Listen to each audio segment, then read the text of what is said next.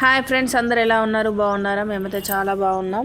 మీరు కూడా అందరు బాగుండాలని మనస్ఫూర్తిగా కోరుకుంటున్నాను. ముందుగా మీ అందరికీ హ్యాపీ పొంగల్. పండుగ ఎలా చేసుకున్నారు? బాగా చేసుకున్నారా? మేమైతే పండగకి అమ్మ వాళ్ళ ఇంటికి వచ్చిన అమ్మ వాళ్ళ ఇంటి దగ్గరనైతే మా పండుగ చాలా బాగా జరిగింది. పిల్లలైతే మా తమ్ముతోనైతే మంచిగా ఆడుకుంటుండ్రు. ఇక్కడ అమ్మమ్మ ముద్దలు చేసి ఇచ్చిన కొద్దీ మా చెల్లి అయితే పూరీలు చేస్తుంది. అమ్మ అక్కడ నిల్చొని మళ్ళీ వీడియో తీస్తున్నావా అంటుంది. తప్పదండి, ఇక యూట్యూబ్లో ఛానల్ ఉందంటే కంపల్సరీ వీడియో అనేది తీయాల్సిందే. కన్నయ్యకైతే పూర అంటే చాలా ఇష్టం. టీవీ చూసుకుంటూ తింటాడు. ఇక మా వారైతే వాళ్ళ అవగారింటికి పోతేనైతే అసలు పిల్లల్ని పట్టించుకోదు అంటుండు. మా చెల్లెమును నేను కలిసేదే ఇలా పండుగలు వచ్చినప్పుడు కలుస్తాం కాబట్టి ముచ్చట్లయితే మాకు కంపల్సరీ.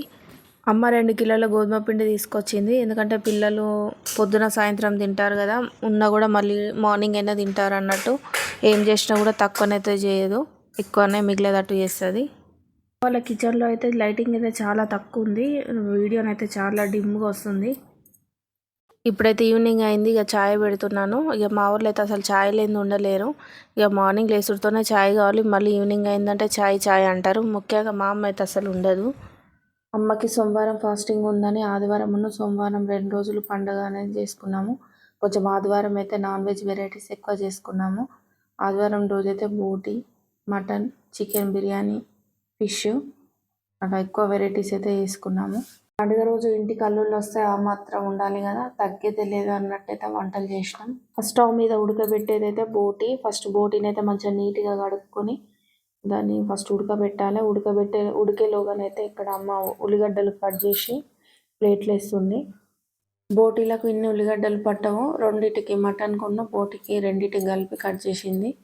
నేను పండగకి అసలు పిల్లలకి హాలిడేస్ రాగానే వెళ్దాం అనుకున్నా కానీ మా కన్నయ్యకి అయితే ఇంట్లో భోగి పళ్ళు పోయాలి కదా అన్నట్టయితే నేను భోగి రోజు వెళ్ళిన. ఈ ఇంట్లో పూజ చేసుకొని అసలు నేను అమ్మ వాళ్ళ ఇంటికి వెళ్ళేసరికి అయితే మధ్యాహ్నం 3 అయింది.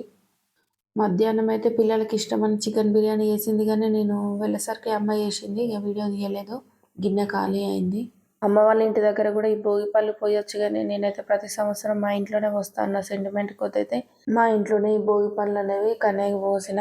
బోటి ఉడికినాక ఇలా ఆయిల్లోనైతే మంచిగా డీప్ ఫ్రై చేయాలి.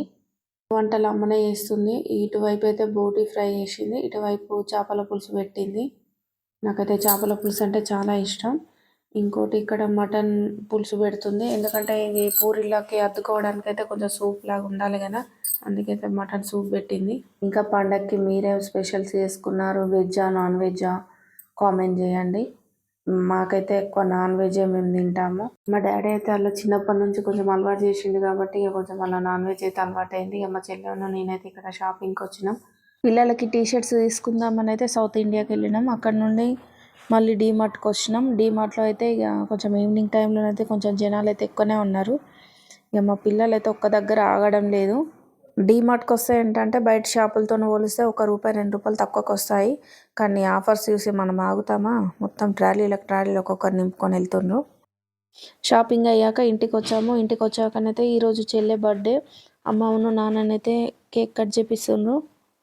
మిగతా టైంలోనైతే ఒకరు వచ్చినప్పుడు ఒకరం రాము కదా, వీళ్ళని బట్టి వాళ్ళు వెళ్తాము. ఇలా పండుగలు వచ్చినప్పుడు అయితే ఇక అందరం కలుసుకునేసరికి, ఇందులోనూ ఇక చెల్లె బర్త్డే అయ్యేసరికి పిల్లలు అయితే బాగా ఎంజాయ్ చేసిండ్రు. డబ్బున్నా లేకపోయినా కూడా ప్రతి పుట్టింటి వాళ్ళైతే వాళ్ళ అల్లుడిని బిడ్డనైతే ఇట్లా పండగకి పిలుచుకుంటారు.